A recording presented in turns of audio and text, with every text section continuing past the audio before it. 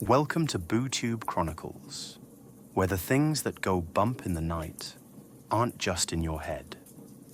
Tonight, we bring you the story of a house that wasn't just haunted, it was angry. This is the tale of the Whitefield Poltergeist. Claire and Jake had just moved into their first home together, a charming old house on the outskirts of town. It needed some work, but the price was too good to pass up. The previous owner had moved out suddenly, leaving behind only one warning: don't make it mad. They laughed it off, assuming it was just an old superstition. But the first night in their new home, Claire woke up to the sound of something scratching at the walls. Jake searched the house, but there were no signs of animals. "It's an old house," he said, probably just settling. But the sounds didn't stop. Over the next few nights, things escalated. Whispers in empty rooms, doors slamming shut on their own, objects moving when no one was looking. One morning, Claire found the dining chairs stacked in a perfect tower on the table.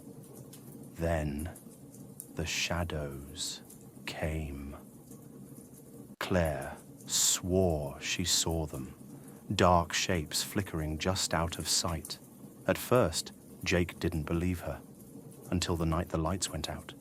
They were eating dinner when the bulbs all blew at once, plunging the house into darkness. Then a deep, guttural growl echoed from the hallway. They weren't alone. Jake grabbed a flashlight, its weak beam barely piercing the blackness. The air grew heavy, thick with the scent of something rotting. As he turned toward the doorway, a shadow lunged. Claire screamed as an unseen force yanked Jake backwards, slamming him against the wall. Scratches appeared on his arms, deep and fresh, as though from invisible claws. "Get out." The voice was low, guttural, vibrating through the walls. They ran. The next morning, they returned with a priest, desperate for answers. He walked the house in silence before stopping at the basement door. "You shouldn't be here," he whispered. Without another word, he sprinkled holy water and began to pray. The walls shook violently. A deafening wail erupted from below, and suddenly every cabinet, every door in the house burst open at once. Then, silence. Jake and Claire never stepped foot in the house again. They moved out that night, leaving everything behind. The house still stands, empty and abandoned.